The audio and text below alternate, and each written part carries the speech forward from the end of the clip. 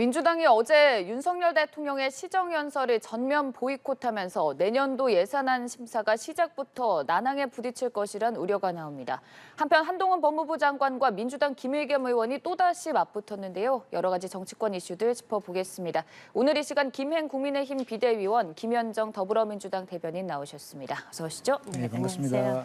우선 대통령의 시정연설 얘기부터 해보겠습니다. 민주당은 전면적으로 보이콧을 선언을 했고 더 나아가서 윤석열 대통령의 사과까지 요구하는 시위를 벌이기도 했습니다. 국민의힘 입장부터 좀 들어보도록 할까요? 네, 시정연설에 대해서 제가 잠깐 설명드릴게요. 네. 시정연설은 국민들에게 대통령께서 여야에서 제출한 예산안이라든가 또는 정부 행정부처에서 제출한 예산 규모 등등을 토대로 내년도에 저희가 어떻게 살림을 하겠습니다라고 보여주는 예산안 설명입니다. 네. 영어로 저 영어 잘 못하지만 버젯 스피킹이라고 얘기를 해요. 버젯 스피킹.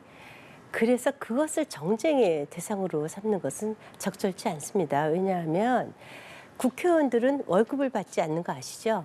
국회의원들은 국민의 세금, 즉 세금을 받습니다. 그래서 박근혜 전 대통령 때부터 국민의 세금이 우리가 어떻게 쓰여지는지 그리고 어떤 계획을 갖고 쓰겠다라는 것을 매년 국민들에게 소상히 알린 거거든요. 이것을 정쟁의 그 대상으로 삼았던 것은 헌정사에 없었던 일입니다. 네, 그러니까 내년도 예산안을 꾸리는데도 차질이 빚어질 수 있다는 우려를 표명해 주셨는데 민주당은 계속해서 투쟁하겠다는 입장이지 않습니까? 좀 전에 말씀하신 것처럼 그 시정연설이 국민들께 내년도 예산안을 설명드리고 야당의 협조를 요구하는 그런 자리예요. 그런데 그거 관련해서 이미 윤석열 대통령께서 야당의 협치를 얘기하면서 실제로의 언행들은 EXX라고 욕설을 했고 또 최근에도 종북 주사파와는 협치할 수 없다라는 발언들을 했잖아요. 협치를 깨는 발언들을 했기 때문에 이와 관련해서 지난 23일 일요일 날 박홍근 원내대표가 기자회견을 통해서 적어도 우리한테 야당한테 협치를 하려면 이런 야당을 부정하는 그런 언행들에 대해서는 사과를 하셔야 된다라고 제안을 했는데 그걸 무시하고 오히려 시정연설 하루 전날 25일이죠. 25일 날 그 헌정사에 유례가 없는 야당에 대한 압수수색을 했거든요. 이런 상황에서 더불어민주당이 아무 일이 없다는 듯이 시정연설에 들어가서 박수칠 수는 없는 노릇 아닙니까? 그래서 더불어민주당에서는 이번 예산 국회를 대단히 중요하다고 생각하고 민생 예산을 챙기겠다는 그런 기조도 명확히 갖고 있습니다. 그럼에도 불구하고 이러한 대통령의 태도에 대해서는 분명한 항의를 해야 되기 때문에 그 본청 이제 본회의장 앞에서 침묵 시위를 한 것이죠. 가장 평화적인 방법으로 엄중하게 항의한 방법을 선택한 거예요. 네. 작년에 국민의힘에서는 그 문재인 대통령이 시정연설하러 왔을 때 마스크에다가요 대장동 특검 수용하라고 적힌 마스크 쓰시고 피켓팅하고 막 그 야유 보내고 그랬거든요. 그리고 대통령이 들어왔는데 기립도 안 하고 악수도 다 거부했어요. 그런 것들은 국민의힘도 이걸 비판할 자격은 없다라고 저는 생각을 하고요. 그래서 무엇보다도 이제 그 예산 국회가 시작이 되었으니까 네. 그 예산 국회 관련돼 좀 이따 우리가 그 논의를 할 것인데 정말로 그 국민과 경제와 민생을 살리는 그런 예산안으로 만들 수 있도록 여야가 좀 협치를 해야 된다 이런 생각을 합니다. 그러면 그 협치를 위해서는 대통령의 사과가 필요하다는 입장이신 건가요? 그렇습니다. 그런데 그럼에도 불구하고 이제 그 협치보다는 그 협박과 이제 힘으로 야당을 제압하려는 그런 그 일방통행식의 모습을 보였기 때문에 그와 관련된 것은 그대로 저희가 그 더불어민주당에서 문제 제기하고 투쟁할 것은 투쟁할 것이고 또 국민들의 판단이 저는 있을 거라고 생각하고요. 그와 별도로 이번 예산 국회에는 우리 더불어민주당 오늘도 3시에 예결위 워크숍을 합니다. 네. 예결위 워크숍을 통해서 이번 그 예산 국회에서 부자 감세 같은 거는 철회시키고 민생 예산들은 좀 확대시킬 수 있는 그래서 지금 힘든 상황에서 국민들의 먹고 사는 문제들을 챙기는 그런 그 예산 국회를 하려고 지금 준비하고 있다 말씀드립니다. 민주당도 예산 국회를 위해 준비를 하고 있다는 말씀이신데 국민의힘과 합치를 이루기 위해서는 대통령의 사과가 필요하다는 말씀이십니다. 대통령의 입장이 좀 어떤지도 궁금합니다. 일단 그 뭐 이 땡땡 자꾸 그 얘기를 하시는데요. 그것은 사실 당신께서도 기억이 없다라고 하시고 지금 그것은 MBC와 저희가 그 법정 소송을 벌이고 있는 상황 아닙니까? 진실이 뭔지도 조차 확인이 안 돼 있고요. 그리고 또 하나 제가 말씀드리고 싶은 것은 이건 제 경험입니다. 네. 2013년도에 제가 박근혜 대통령 청와대 대변인을 했습니다. 당시에도 그 국정원 댓글 사건 등등 해서 민주당에서 시정연설을 보이콧하겠다라고 했어요. 그때 야당의 국회 부의장인 박병석 부의장께서 본인은 의회 민주주의를 존중하는 의회의 일원이고 또 우리나라 국가 최정상에 대한 예의를 갖춰야 된다라는 의미를 부여하셔갖고 대통령 퇴장 시에 기립박수를 해주셨어요. 그리고 당시에 지금은 이제 저희 당에 와 계시지만 조경태 의원께서도 의원들 중에서는 유일하게 기립박수를 하고 또 전부 다 그 민주당이 시정연설에 참여를 했죠. 불과 2년 전입니다. 비슷한 상황이 반복이 되는데요. 당시 청와대 경호처에서 주호영 원내대표의 사무실을 압수수색했습니다. 또한 그 서해 해수부 공무원의 그 피살 사건에 대해서 국정감사를 요구를 했어요. 그때 당시에 똑같이 우리 당에서도 시정연설을 보이콧하기로 했었다가 박병석 부의장께서 이제는 국회 부의장이 되셨어요. 내가 국회 부의장일 때 이렇게 설득을 해서 참여를 했고 국가의 최고 정상에 대한 그 예의도 다 표했다. 그러니까 이번에는 그 우리 당에서도 다 들어와서 그렇게 참석은 해달라. 그래서 우리 당에 있는 전원 의원들이 참석을 하시고요. 그리고 피켓 시위는 했죠. 저희도 들어와서 피켓 시위 정도 할 거라고 생각을 했었어요. 근데 아예 그 국회에 들어오지 않고 로텐더 홀에서 시위를 하는 것은 여태까지 없었던 얘기고요. 이제 예산안 문제에 대해서는 제가 조금 이따가 같이 말씀을 드릴게요. 네. 네. 저도 약간 덧붙이면 그 기억이 없다라고 하셨다며요. EXX에 대해서 그 대통령께서 직접 말씀하신 건가요?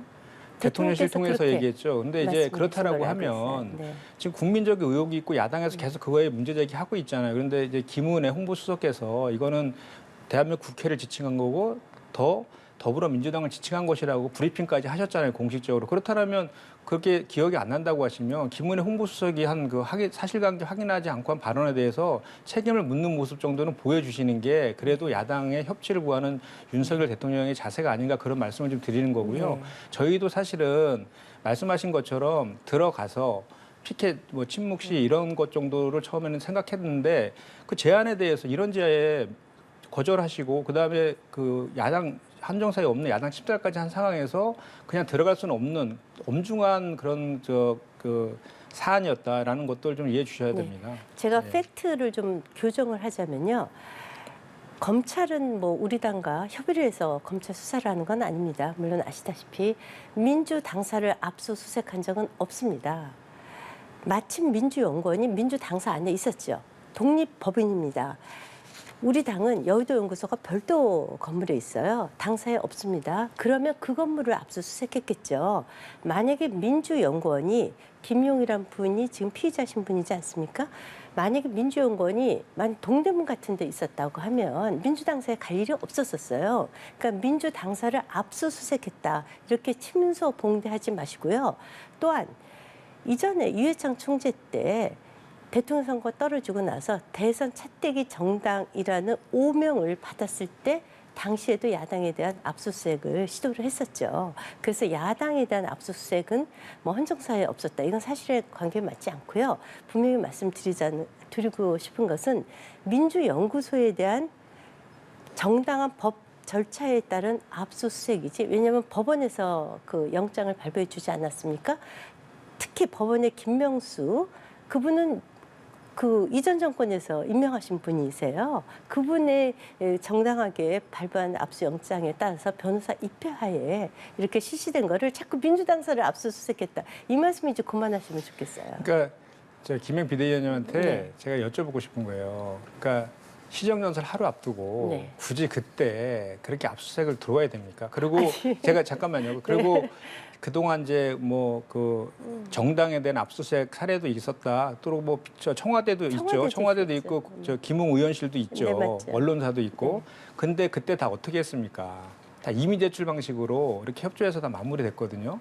지난 19일 날 1차 압수수색 들어왔을 때 저희가 이미 제출하겠다라고 제안했는데 검찰이 거절했잖아요. 그리고 이번에 그 25일 날 들어온 그 압수수색 같은 경우에도 압수수색 영장도 제시하지 않고 영상에 다 나옵니다. 그냥 밀고 들어와서 그냥 부원장실 들어간 거예요. 그래서 이번에 저희가 민주당에서 그래서 압수수색 변호사 입회에 다 응했지 않습니까? 네. 그런데 저는 이제 제가 아쉬운 건 뭐냐면 왜 굳이 여야 관계가 대단히 경색되어 있는 이 시점에 대통령이 시정연설을 앞두고 있는 하루 전날 그것도 대검과 법무부의 국감 날이었거든요. 그날 하필 했느냐 이런 좀 그런 거에 대한 문제 제기를 저희가 하고 있는 거예요. 그래서 네. 그거는 이 정도 얘기하시고 네. 이제 예산안 얘기하시죠. 그렇죠. 요건 좀 다른 것 같아요. 민주당사에 들어갔는데 저희가 민주당사를 압수수색한 것이 아니기 때문에 민주연구원에 가서 변호사가 올 때까지 5시간이나 기다렸습니다. 그래서 민주연구원에 대한 압수수색이고요. 그 점은 좀 분명하게 해주시면 좋겠어요. 네, 참 이 김용 부원장의 체포 과정에서부터 대치가 이어지고 결국 윤석열 대통령의 사과를 두고는 국민의힘과 민주당이 첨예하게 입장이 갈리는 부분인데요. 일단 예산결산특별위원회가 다음 달 4일 공청회부터 본격적으로 활동을 시작을 합니다.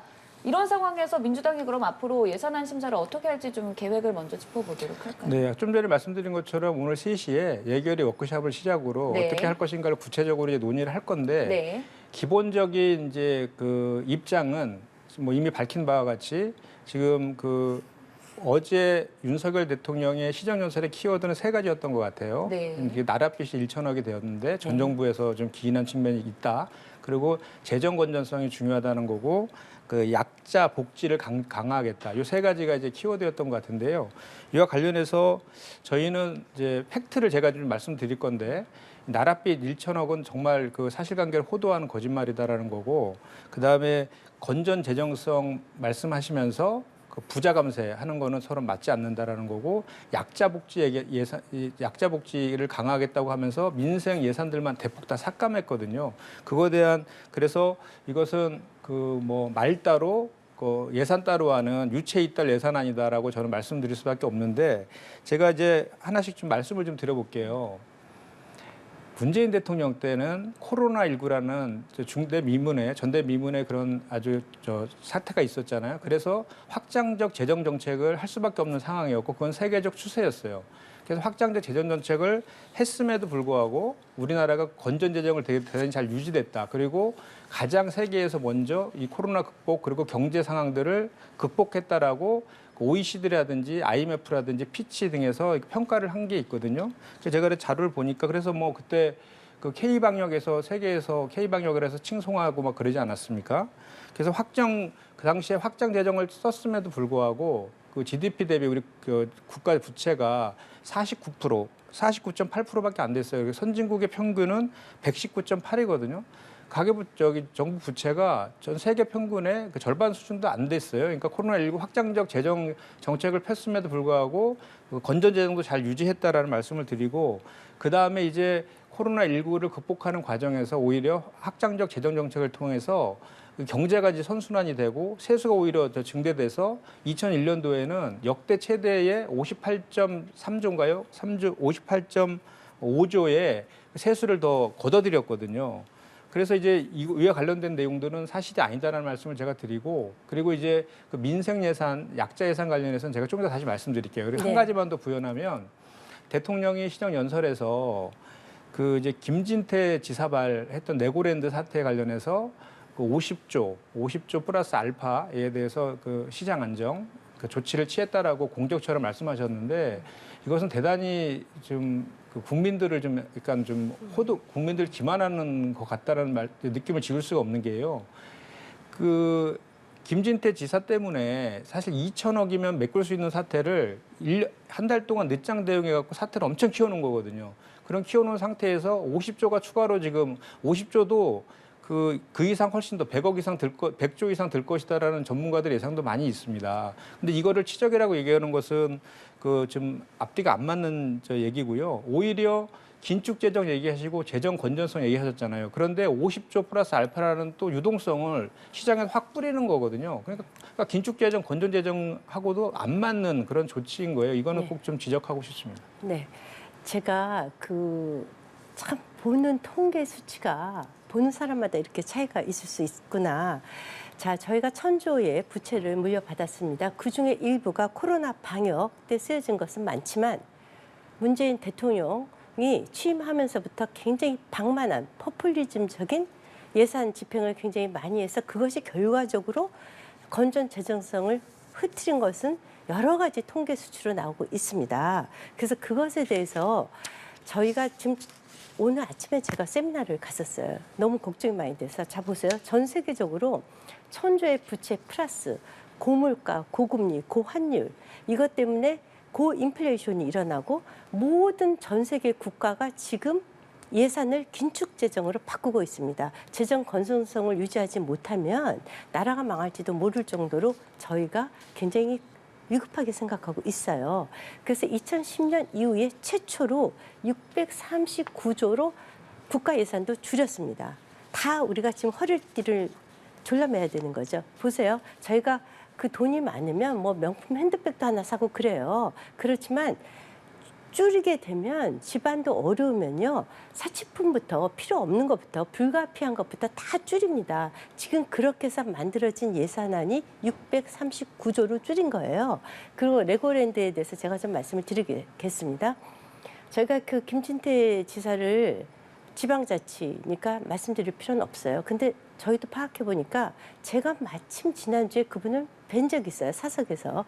무슨 언론인들 간에 무슨 회의가 있었었는데 레고랜드가 지금 현재 우리나라 지금 구조가요. 지금 저기 서플라이 체인 즉 원자재 수급이라든가 또는 연료 수급에 굉장히 어려워서 이것이 굉장한 자금 경색으로 들어갔어요. 자금 경색 때문에 기업들이 다 비명을 지르고 있고 지자체 역시 빚에 허덕이고 있습니다. 김진태 지사가 이런 말씀을 하세요.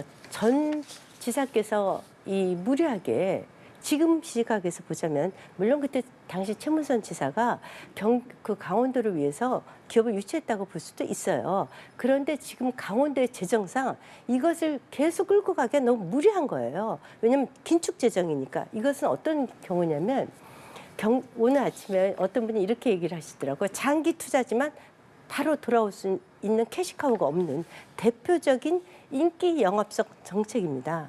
레고랜드는요. 그래서 그것이 강원도가 그 빚을 정말 감수할 수 있을지 특히 강원도는 지금 이래요. 인구가 130만 이하로 줄고 있어요.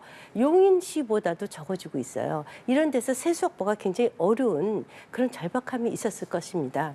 두 번째 레고랜드에 대해서는요. 말씀드리면 그게 암사지 위에 있어요. 그래서 문화유적지를 훼손한다는 것도 있음에도 불구하고 지금 문화 관련된 인사들이 다 반대하고 있어요.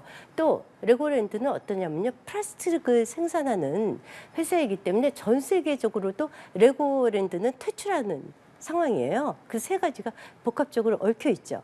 독일에서도 올해 레고랜드를 퇴출시켰습니다. 그런데 이렇게 큰 예산이 들어가고 또 환경 문제, 문화 유적을 지키는 문제 등 여러 가지 복합적인 문제가 있음에도 불구하고 지난 전임 그 도지사께서 그 뭐 강원도를 살리시겠다고 물론 유치하셨을 것으로 봐요. 지금 긴축 재정 시기에 사실은 레고랜드가 탈출구가 잘 안 보여요. 그럼에도 불구하고 바로 자금 시장에 경색이 왔거든요. 기업의 연쇄 적인 파장을 일으키기 때문에 국가가 긴급 수혈을 했을 뿐입니다. 이 문제는 지금 우리가 10분, 5분 얘기해서 될 문제가 아니고요. 정말 이런 국가 그 지방에서 여러 가지 프로젝트들이 국가의 지금 건전 재정 운영에 상당한 그 부담이 되고 있다는 것을 좀 알아주셨으면 좋겠어요. 그러니까 제가 경제가 나쁘거든요. 아니, 제가 지금 말씀드린 네. 거는 건전 재정을 얘기하면서 50조 플러스 알파를 투입하는 것이 부득이하게 투입하는 거잖아요. 네. 김진태 지사발 그렇게 시장 경색이 생겼기 네. 때문에 그 말씀을 드린 거고 그런 김진태 지사가 그렇게 그 좀 저 시장이 어떻게 반응할 것인지를 좀 저 예상하지 못하고 그냥 네. 무책임하게 그냥 최문순 전 지사의 탓인 양 이렇게 얘기하는 그런 조치 언행 때문에 지금 회사채를 발행도 되지도 않고 발행을 하더라도 아주 고리로 발행을 하더라도 잘 발행이 되지 않아서 지금 많은 기업들이 줄도산 이게 처해 있다라고 지금 언론에서 다 확인되고 있지 않습니까? 네네.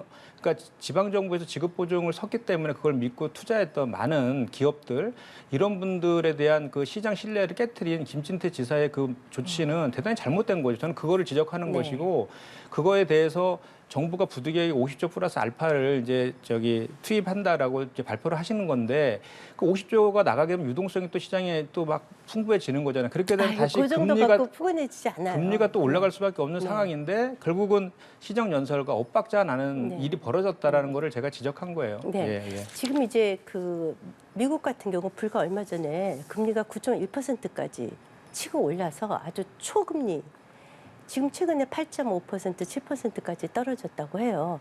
자금 시장이 정말 경색되어 있거든요. 국가 재정도 마찬가지로 파탄됐을 정도라고 저희가 우려하고 있어요. 말이 그렇지 천조의 부채라는 것이 이거 간단한 부채가 아니거든요. 그래서 재정 건전성을 근거로 국가 부채도 낮추고 지방의 그 부채도 낮추겠다는 것이거든요. 그래서 전임 도지사께서 지방 정부가 그 보증을 섰다고 해서 그냥 무조건 보증을 쓰고 언제 캐시가 현금이 다시 돌아올지도 알 수 없는 기업에 대한 장기적 투자가 과연 올바른가는 우리가 여야가 정말 머리를 맞대고 다시 한번 좀 검토해봤으면 좋겠다. 이것이 저는 정치 공방이 돼서는 안 된다고 생각을 해요. 정말 나라가 어렵거든요. 줄도산 얘기하셨어요. 제가 부자 감세 얘기를 하죠. 야당은 정말 저희가 그냥 농담으로 이런 얘기해요. 민주당은 정말 네이밍의 규제다. 어떻게 그렇게 네이밍을 잘하는지 모르겠어요. 기업이 줄도산 위기에 있습니다. 그럴 때 늘 기업의 법인세를 감면해 줬어요. 박근혜 정부 때도 그랬고 또 이명박 정부 때도 그랬습니다. 그것으로 인해서 결국 30조의 추가 저희가 그 국고를 채울 수 있어서 그걸 갖고 사실은 문재인 정부는 굉장히 행복하게 출발을 했었죠. 이것은 그때의 그 상황에 따라서 다른지 지금 작은 그 기업들이요.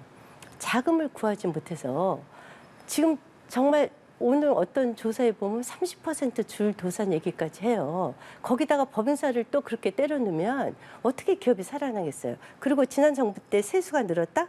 그거 너무 잘하는 거예요. 부동산 폭등이에요.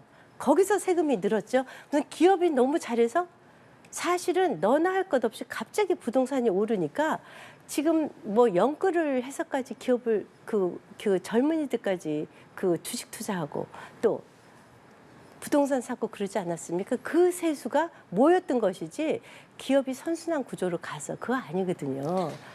네, 제가 네, 좀 전에 이제 말씀하신 거에 좀 덧붙이고 아까 그 우리 이번에 예산 시정연설 관련된 그 내용들에 대해서 우리 민주당 입장을 좀 제가 간략하게 좀 말씀드리고 다음 안건으로 넘어갔으면 좋겠는데요. 조금 전에 말씀하신 것처럼 어려운 상황에서는 확장적 재정 정책을 하는 것이 세계적 추세다. 그리고 지금도 다 그렇게 하고 있다는 말씀을 좀 드리고 얼마 전에 영국의 총리가 감세 정책 폈다가 사임하는 일이 벌어졌잖아요. 그것도 제가 한 번씩 말씀드리고 싶고요. 그다음에 그 나랏빛 1,000조 말씀하시는데 건전 재정은 지금 아까도 제가 수치로 말씀드렸지 않습니까? 세계 선진국 평균보다 절반 수준으로 건전 재정이 지금 이루어지고 있다라는 말씀을 드리는 거고 또 이제 그 정부에 이번에 제출한 예산안을 보면은요 그 약자 복지를 강조하셨잖아요. 그런데 제가 그래서 좀 살펴보니까 약자 복지와 관련된 그 복지 예산은 4.1% 늘었더라고요. 아까 이제 그 지난번에 이제 639조로 예산안 편성됐잖아요. 근데 그것은 추경을 빼면은 작년 예산보다 4.2%가 인상된 거예요. 추경을 빼면은. 그래서 그 중에서 약자 복지라고 할 수 있는 복지 예산은 4.1%만 증가했어요. 그러니까 본 예산 증가율보다 낮은 거죠. 그 중에 또 그 복지 예산 중에 76.4%는 그 국민연금이라든지 공무원연금 등 자연 증가분이에요. 그래서 실제로 민생복지, 그 약자복지와 관련된 예산들은 거의 늘지 않았다라는 말씀을 이제 드리고 싶고 또 역으로 얼마 전에 폭우 피해 많이 발생했을 때 반지하 가서 이제 윤석열 대통령께서 다시는 이런 일이 없도록 하고 충분한 보상을 하겠다 말씀하셨는데 그 대안으로 했던 게 이제 반지하를 정책을 이제 공공임대 아파트로 이전시키겠다는 말씀하셨거든요. 근데 오히려 공공임대 예산은 5조 7천억을 삭감을 하셨거든요. 그리고 또 이제 고령화 사회를 맞이해서 기초노령연금이라든지 노인 일자리 예산도 삭감을 하셨고요.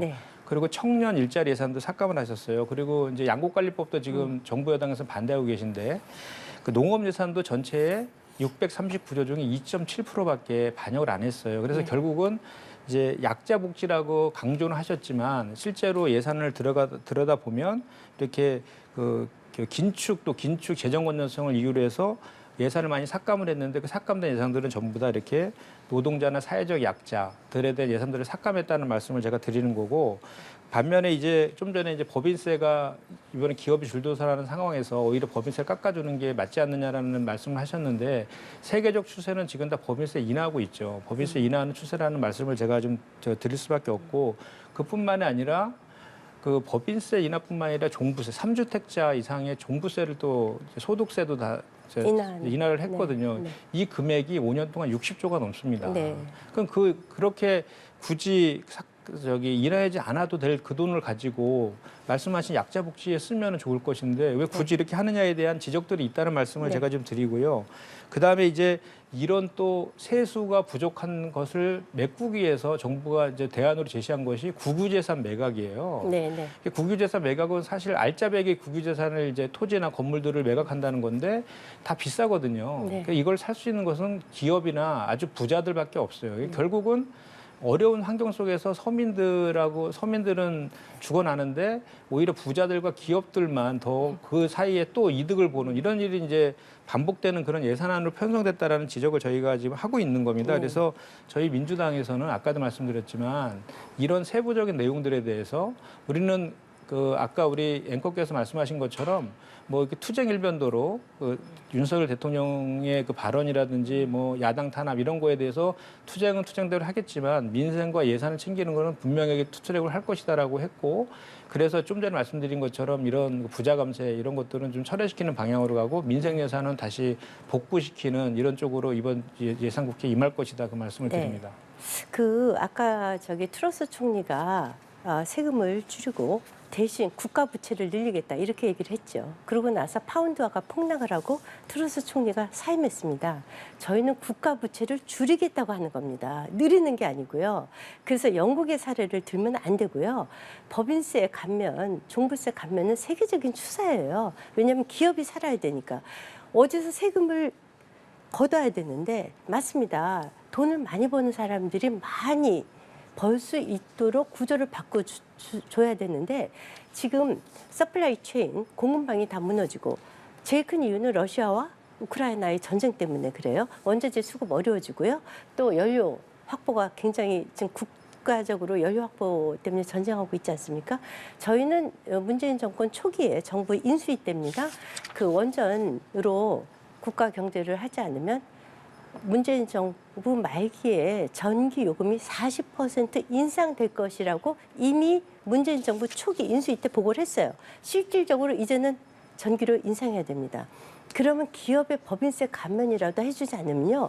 기업을 잡아먹고 어떻게 국가 경제가 돌아갑니까? 그리고 국유재산에 대한 그 매각 부분은요. 일부 저희가 대통령께서 말씀을 하셨어요. 민간 경제를 튼튼히 하겠다.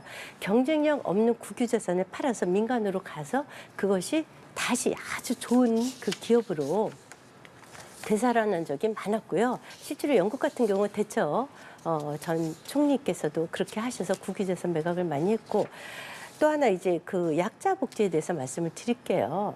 약자 복지는 이렇습니다. 그 노인 일자리, 청년 일자리에 대해서 문제가 많았었어요.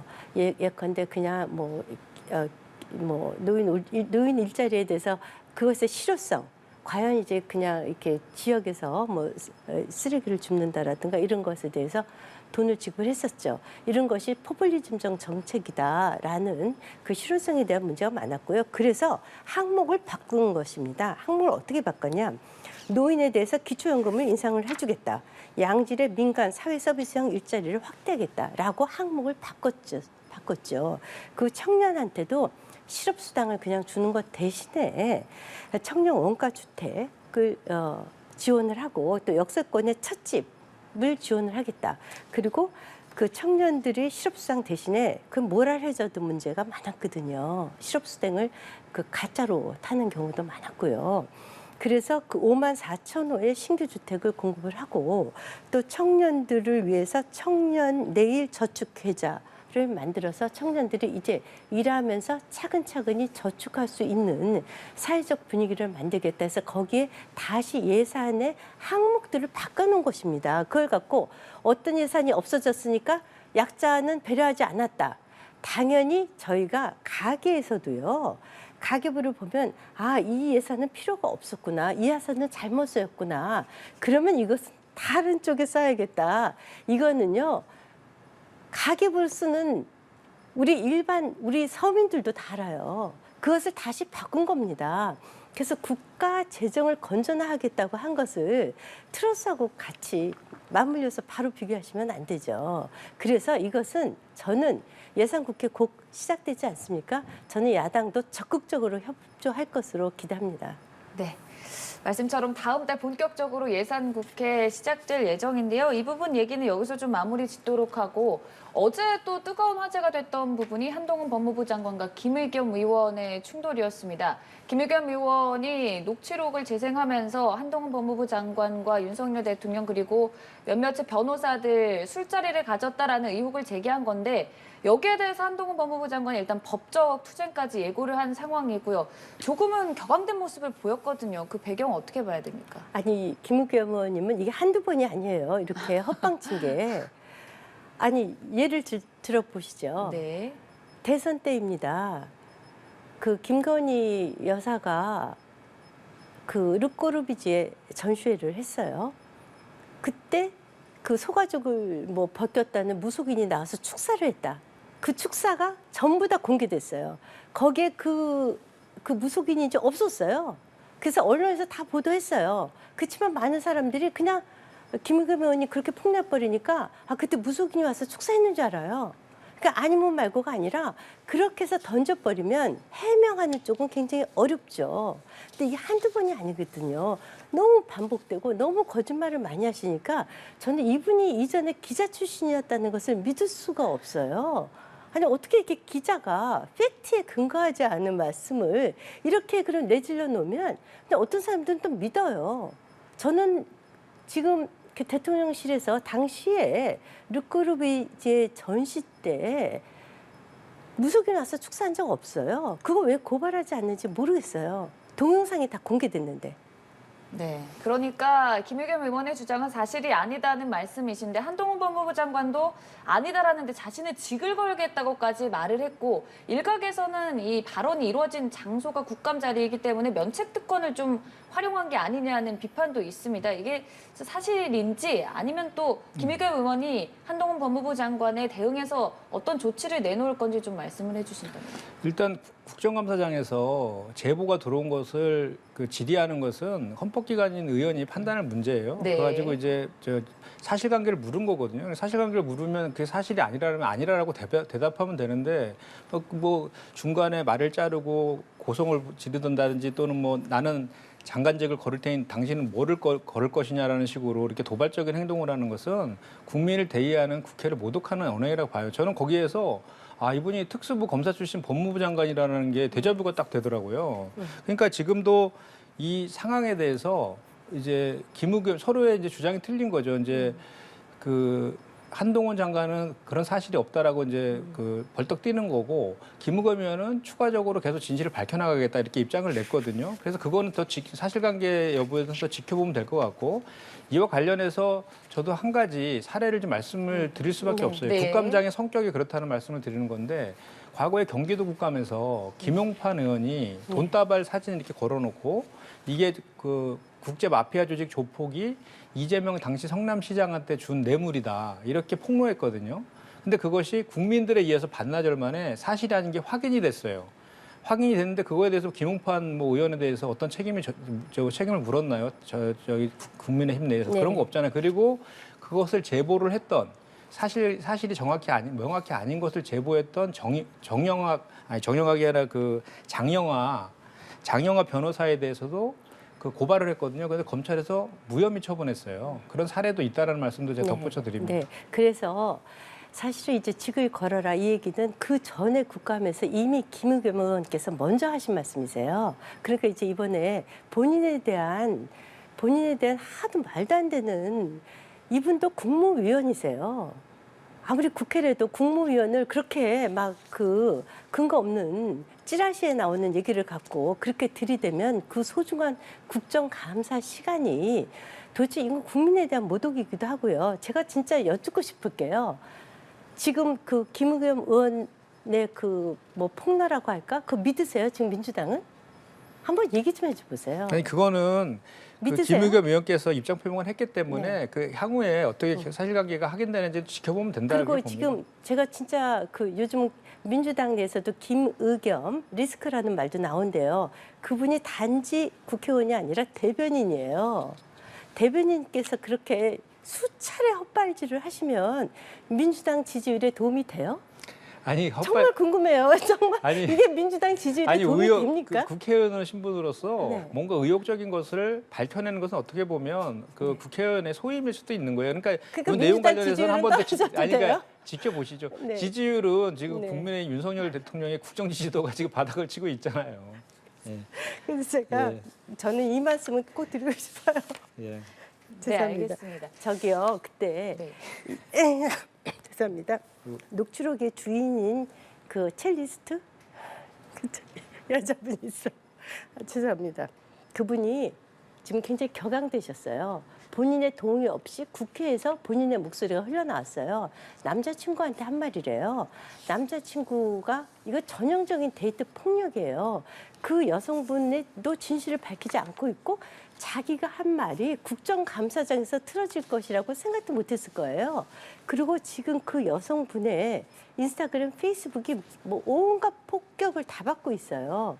그 여성분은 저는 앞으로 젊으신 분이던데 뭐 본인은 뭐 이재명 개딸이라고 이렇게 얘기를 하셨더라고요. 이분이 글쎄 참 사회생활하기 쉽지 않을 것 같아요. 한 인격에 대해서 이렇게 국회에서 처참하게 짓밟을 수 있을까요?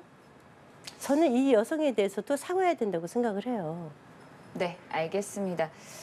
일단 뭐 김현정 대변인 말씀처럼 앞으로 좀 진행돼 봐야 된다는 입장이신데요. 다른 얘기도 좀 해보겠습니다. 경찰이 대장동 사건과 관련해서 유동규 전 본부장에게 신변 보호 결국 결정을 했습니다. 이 배경 네. 어떻게 봐야 될까요?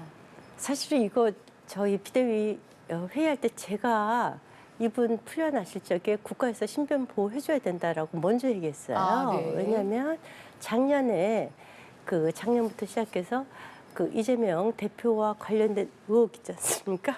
거기 지금 이렇게 웃으세요. 지금 네 분이 극단적인 선택을 했어요. 아, 죄송합니다. 극단적인 선택을 했어요. 그래서 저 얘기하시죠. 그래서 사실은 이분이 중요한 증인이기 때문에 이분의 신변이 정말 걱정돼요. 정말.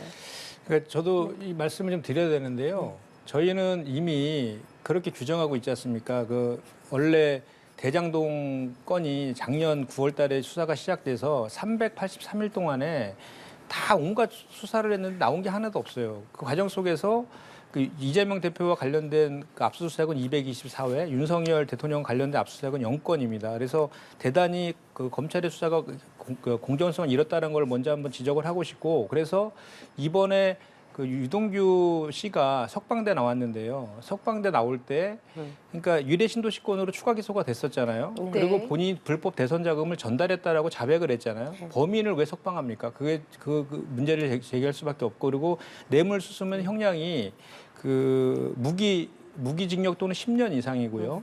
그다음에 정치자금 부정수수면 5년 이하 5천만 원 이하로 형량이 대단히 낮습니다. 그래서 형량을 낮추려고 하는 유동규 씨와 그리고 어떻게든 김용을 엮어서 이재명 대표를 엮으려고 하는 검찰의 의도가 맞아떨어진 조작 수사다라고 저희는 보고 있는데요. 최근에 그 유동규 씨가 이제 그 석방돼 나와가지고 의도적으로 언론 인터뷰를 대단히 많이 하고 있거든요. 그것도 저는 오히려 검찰과의 그런 그 협착 관계를 확인시켜주는 저는 물증이다라고 저는 생각을 합니다. 네. 왜냐하면 그 유동규 씨가 하는 발언 중에 지금 사실이 아닌 거로 그 번복하거나 사실이 아닌 거로 확인되는 것들이 계속해서 나타나고 있거든요. 첫 번째는 그 불법 대선 자금이 이재명이 알고 있었다라고 진술한 것도 번복을 했고요. 그 다음에 그 본인이 체포될 당시에 병원에 입원하고 있으면 체포하지 않을 것이다라고 검찰에서 진술했다라고 했는데 그것도 당시에 중앙지검장에 의해서 사실이 아닌 거로 또 확인이 됐고요.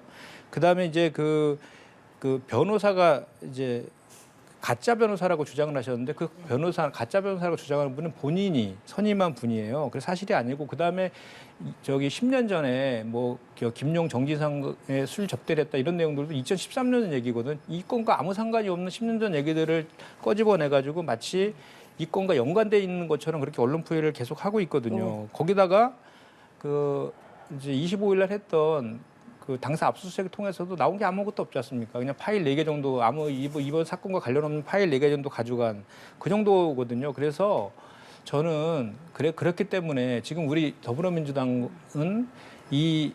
지금 이 수사와 관련된 것들이 대단히 공정하지 않다라고 지금 주장을 하고 있는 거잖아요. 네. 그리고 국민의힘도 이 사건에 대해서 실체적 진실을 규명해야 된다라고 주장하시지 않습니까? 네. 그러면 그 절충점이 저는 특검에 있다고 봐요. 그리고 지난 2021년 9월 달에 처음에 대장동 문제가 불거졌을 때 특검을 먼저 제안한 것은 윤석열 후보와 국민의힘이었습니다. 그래서 그 당시에 김기현 의원이 특검법을 발의했어요. 그 특검법 발의한 내용대로 이재명 대표가 하자는 겁니다. 그래서 그걸 받으시면 전 좋겠다는 거고 오늘 나온 여론조사 결과에 보니까 특검 도입에 찬성하는 게 60%가 넘었어요. 그리고 검찰 수사가 공정하지 않다. 그리고 이재명 대표 그리고 야당에 대해 정치 탄압이다가 가반이 넘었습니다. 이렇게 국민들도 인식하고 있다는 말씀을 제가 덧붙여서 말씀드립니다. 제가 좀 말씀드릴게요. 유동규 씨에 대한 구속영장은요. 영장 기간이 만료됐으니까 나온 거죠. 범인을 풀어준 거 아닙니다. 본인의 죄가 드러나면 다시 재구속시키겠다고 다시 아니요 구속이 국감에서 되죠. 중앙지검장께서 다시 구속 기간을 연장시키겠다고 할 수 있는 모든 조치를 하겠다고 얘기를 했음에도 했는데 불구하고 법원에서 기각했죠. 아니죠. 그 신청 자체를 안 한 게 법원장의 네. 증언으로 나왔죠. 왜냐면 거짓말인 게 나온 겁니다. 중복 사건이기 때문에. 아닙니다. 그리고 또 하나 제가 잠깐 말씀드릴게요. 특검은 이재명 대표께서 특검을 주장하는 네. 사람이 범인이다 이제, 이렇게 얘기하셨어요. 네. 알겠습니다. 지금까지 김현정 대변인, 김행 비대위원과 함께했습니다. 고맙습니다. 네, 고맙습니다. 네, 고맙습니다.